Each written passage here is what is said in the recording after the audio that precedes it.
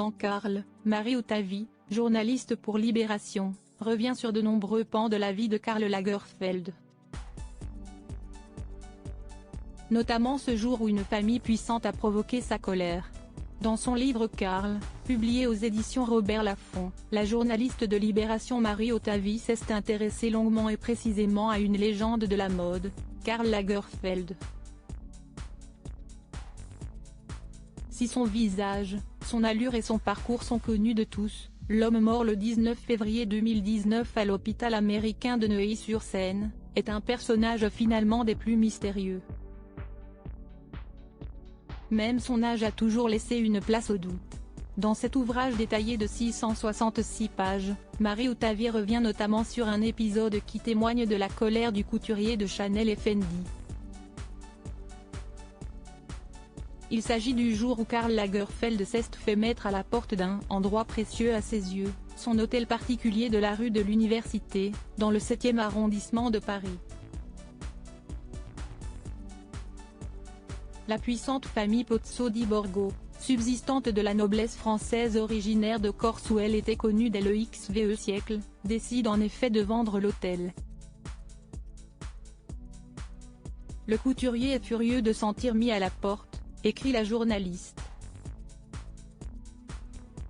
Il était très fâché, regrette Sandrine Pozzo di Borgo. La belle histoire avec toute la famille s'est terminée d'un coup.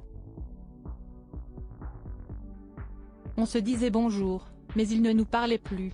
Il se comportait en locataire normal et nous en autres locataires normaux, apprend-on.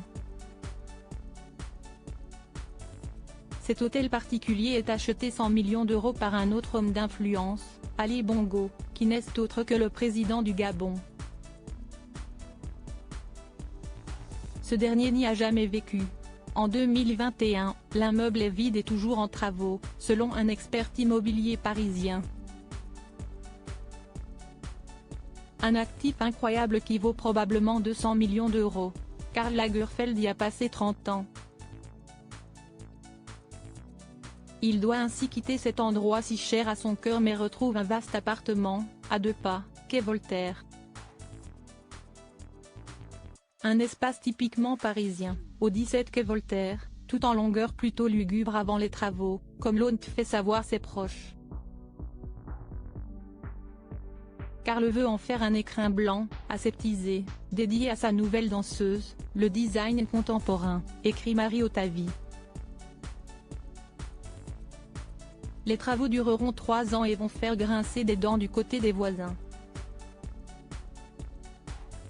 Cet appartement de 8 pièces, étalé sur 350 mètres carrés, est alors entièrement modifié, les cloisons sont abattues, on retrouve 40 bibliothèques incrustées dans les murs, cachées, s'ouvrant en un clic.